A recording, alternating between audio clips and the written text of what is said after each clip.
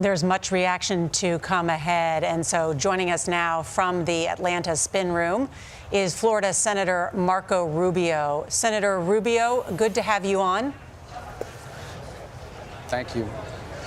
I know that you were with Donald Trump 2 weeks ago, giving him some tips and some pointers. Did he take your advice? I didn't give him any tips or pointers. We just talked about policy. And I thought some of that, has been reflected from even before I talked to him. I give an example. Look, the core of this campaign is pretty straightforward. We've never had two former presidents, one former president, one existing president, running against each other. So Americans now can compare. Was I better off with Trump or was I better off with Biden? Americans had more money in their pocket when Trump was president. The world was a safer place. We didn't have people overrunning our borders when Trump was president. And with Biden, all these things have gotten worse. That's really the core issue here. That the president tonight, President Biden, looked ways that I think are concerning, not just for Democrats, but for America, because our adversaries are seeing this broadcast too and may conclude that they could take advantage of whatever they conclude from it. That's concerning, and that's something going to be relevant to a lot of people watching this from a political angle. But at the core is just that choice. There's no question, from economy to public safety to our standing in the world, our country was stronger and better off when Trump was president. And that is the core issue of this election, in my mind. President Biden tonight pointed out that even Donald Trump's former vice president, Mike Pence, has not endorsed Trump and that he knows him very well. Should that be a concern for voters? No, I think because I go back to the point where voters are going to be concerned about it. I'm talking about like real people in everyday life, not people that follow politics as a sport or a hobby, but real people in everyday life. What they know is it costs a lot more money to put gas in my car. Eggs cost a lot more. I can tell you that firsthand from just yesterday. Milk. I mean, the price of housing, the mortgage rates, all of these things are worse off than they were just 4 years ago. And people are that's what they're going to vote on. And they're also going to vote on the fact that the world is on fire. We've got two major wars and the prospect of a very dangerous third one between Hezbollah and Israel. We have Taiwan increasingly threatened by China in ways that are unpredictable in the years to come. I think there's a sense that ISIS is back. The Taliban now controls Afghanistan. All these terrible things that have happened. And I think these are the things that weigh on Americans when they make this decision, not who endorsed who or those kinds of things that I think fascinate people in politics, but aren't really going to matter to people that are going to get up in a few hours and go to work. You brought about the war in Gaza right now and the threat on Israel by Hezbollah, that hotspot in the world. But former President Trump was asked directly about whether he would support a Palestinian state, and he responded by saying, "I'd have to see."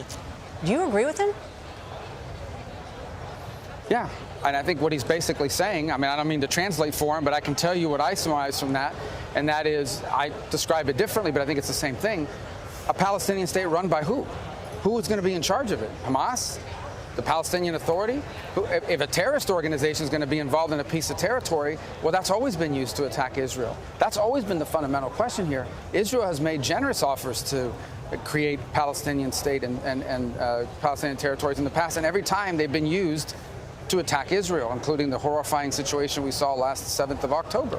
So I think it does depend on who's going to be in charge of it. And frankly, I've been clear, I don't think the conditions are in place right now for that. I hope that changes. I really do. But I don't know who it is that's going to govern that territory people keep talking about. From the current actors that are on the stage, they're all terrorist organizations. Senator, I'm also joined here by John Dickerson, who has a question for you. Senator Rubio, I just wanted to go back on your point about the vice presidency. It's good to see you again, Senator. You mentioned that voters are going to care about prices and the economy and all of that, and that seems thoroughly reasonable. But on those questions of national security and the lonely job of being president, the people who have said that worked for Donald Trump closely with him and saw him make those decisions, you got two secretaries of defense, two chiefs of staff, the Joint Chiefs of Staff chairman, the National Security Advisor, and many others have all said, do not let him back into the presidency. If you were hiring somebody for a job, wouldn't you pay attention to the referrals of the people who worked closely and most intimately with those issues that you care so much about and have dedicated your career to? Shouldn't voters pay attention or think about these references? Well, Yeah, but I think the problem in some of these cases is that it ended personally badly with some of them. And so, you know, I have to question some of the motives behind some of those statements. But I was there, too. I wasn't in the White House, but I was in the Senate.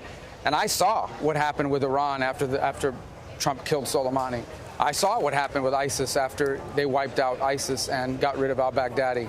I saw what happened. And look, I would admit it, I was very skeptical about meeting with Kim Jong-un.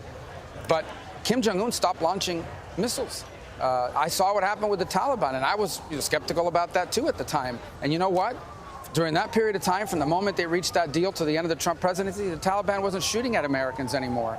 And he's absolutely right. What happened in August of a couple of years ago would not have happened if Trump had been president. So I think we have to judge also by what we saw in the world at the time. And what we saw in the world at the time is we didn't have two major wars. And although unorthodox, we didn't have the sort of chaos that has now developed over the last 3.5 years under Joe Biden. And I think ultimately that's what voters feel, and it's what they see, and it's what they should really make their decision on, and I think they will. Margaret Brennan is also here, Senator. And Senator, it's good to see you, and I know you and I have talked about a lot of these very complex issues, and I don't think you mean to suggest that the United States is the cause of all the chaos in the world, though you seem to be implying that. Can you clarify that? And then I want to ask you specifically, Donald Trump said when it comes to the U.S. border, they're taking black jobs. He was talking about migrants taking black jobs. What is a black job? Okay. Well, a couple things. First of all, you know what he meant by that, okay? He meant jobs that are filled by African Americans in America and others, Americans in general, but the question in specific was about black voters. He didn't ask that question. The moderators did. And so he segued into the impact that it's had on black voters. And that is very simple. When you flood a country with millions of people, you're going to have more competition for work. You are. And those workers are willing to do it at a lower wage. And that you see that in some of the fields like construction and trades. It impacts Hispanic communities as well. On your first question, look, the United States didn't invade Ukraine. I'm sorry. The United States didn't come across. Go ahead.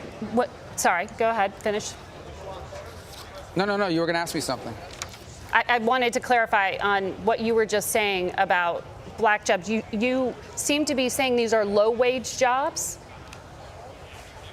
No, they're not low-wage jobs. These are working-class jobs. You talk about migrants taking low-wage jobs, and that he was talking about black voters. No, what I said is that migrants are willing to come in and do it at a lower wage. They are. Because they are willing to take work at a lower wage than an American would. And as a result, they get hired and not the American. And that is something that people have talked about for a long time. I didn't make that up. I'm not the first person to make that observation.